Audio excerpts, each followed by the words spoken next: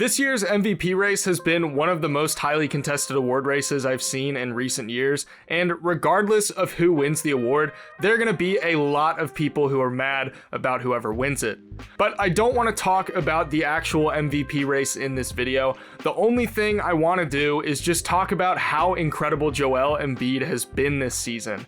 The stuff that he's doing is incredible, and it's quite honestly something that we've never seen before. So in this video, I'm going to be breaking down why what Joel Embiid is doing is so impressive, why what he's doing is something that the league has never seen before, and what I think the big three of Joel Embiid, James Harden, and Tyrese Maxey is capable of come playoff time. As always, don't forget to leave a like and subscribe if you enjoy the video. We're less than 100 subscribers away from 10,000. Let's get right into it. Now, you don't have to dig too deep to be impressed with what Joel Embiid is doing this season. The raw numbers will kind of speak for themselves. He's putting up 29.8 points, 11.1 rebounds, and 4.4 assists per game on over 60% true shooting. That's some pretty good stuff. It's less about the numbers themselves and more about how he's getting those numbers. When you think of centers, you're likely thinking of rim running bigs and throwing down lobs, maybe guys like 𝙖𝙗𝙤𝙪𝙩 who use a lot of post footwork to get their buckets, or dominant bigs like Shaq, the kind of stuff that we expect from big men. Joel Embiid operates a little bit differently. See, Embiid does and doesn't play like a traditional center. The offensive skill set that Joel Embiid possesses allows him to play more like a forward and less like a traditional big man. Joel Embiid is an incredible finisher, but he would rather take a mid-range or a three-point shot or a post fade instead of going to the rim. In fact, he's attempting almost the same number of shots inside the paint as he is outside the paint. And this isn't a bad thing at all. Joel Embiid plays so much differently than any other big man in the NBA right now. He's the only center in the league attempting more than 5 mid-range field goals per game, and he and LaMarcus Aldridge are the only guys hitting them at a 40% clip on more than 4 attempts per game. The wild part is that his mid-range shots aren't just things like post fadeaways. He's taking shots at the elbow, at the free throw line, and he's getting there using ball handling ability that we see from guards and small forwards, not from a big man like Joel Embiid. And don't get me wrong, Joel Embiid is still a really good finisher. He's over 70% at the rim on the year, and whether he's using post footwork, it really doesn't matter. He's able to get to the rim and finish there pretty much however and whenever he wants to. Now, when I say that Joel Embiid is incredibly skilled, it's not an exaggeration. His shot creation ability at 7 feet legitimately doesn't make sense.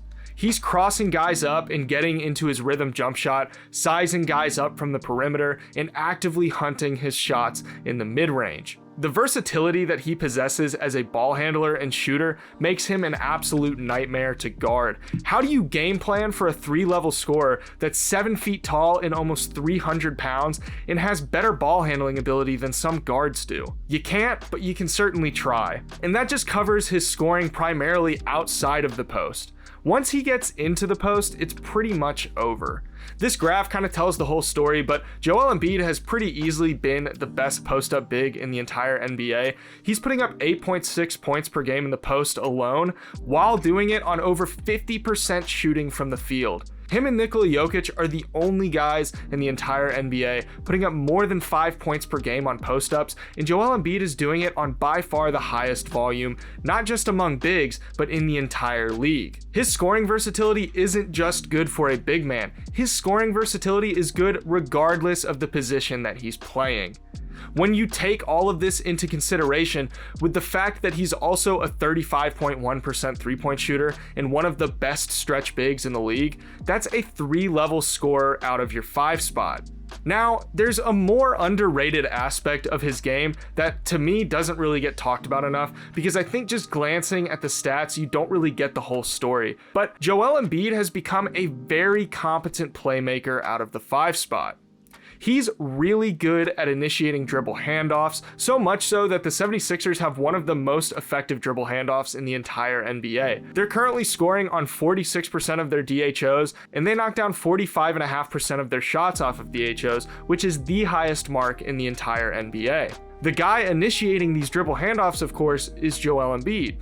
While he doesn't spend a ton of time screening in the pick and roll, he does spend a good amount of time screening at the top of the key for slashers and shooters who are looking to get open off of screens.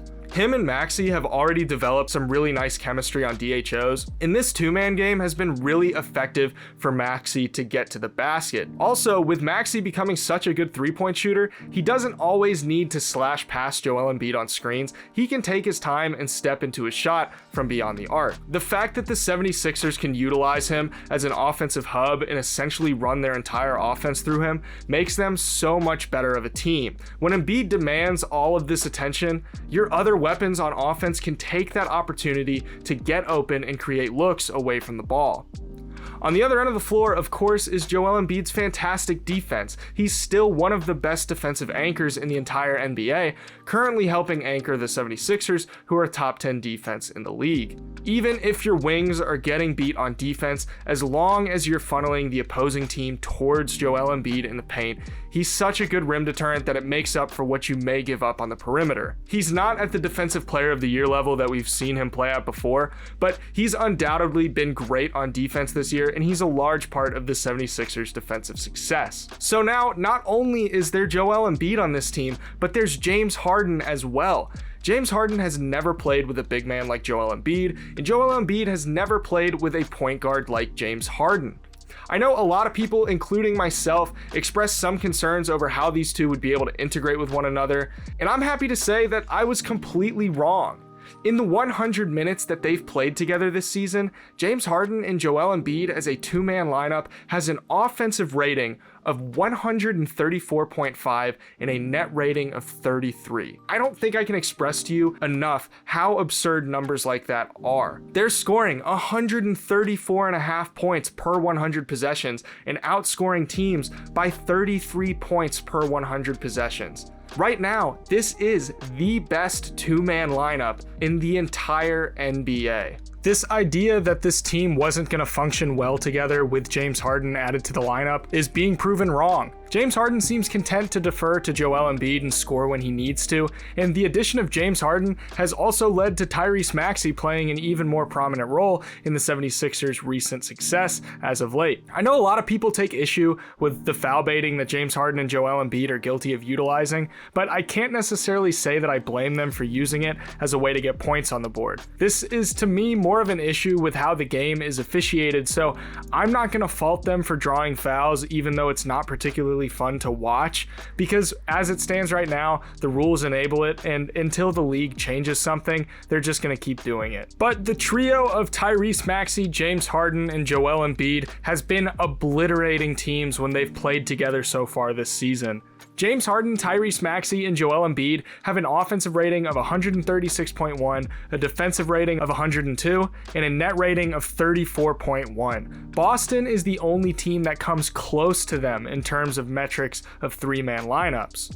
With the level that Joel Embiid has been playing at, combined with the new addition of James Harden and the newfound improvement of Tyrese Maxey, this team is capable of making a lot of noise in the Eastern Conference playoffs. They still have weaknesses, don't get me wrong, but in terms of their top-end talent, few teams even come close to their level. And while the purpose of this video isn't to claim that Joel Embiid should or shouldn't win MVP, regardless of who you think should win, the biggest takeaway here is that what Joel Embiid is doing is unprecedented.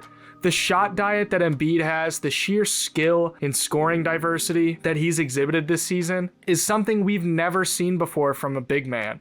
It's really easy to get caught up in the hype of the MVP conversation, and then you end up taking for granted what a player is doing. Don't do that with Joel Embiid. Regardless of who you think deserves to win MVP, try to appreciate what he's doing because it is truly special. So, do you think that the 76ers will make it to the finals this year?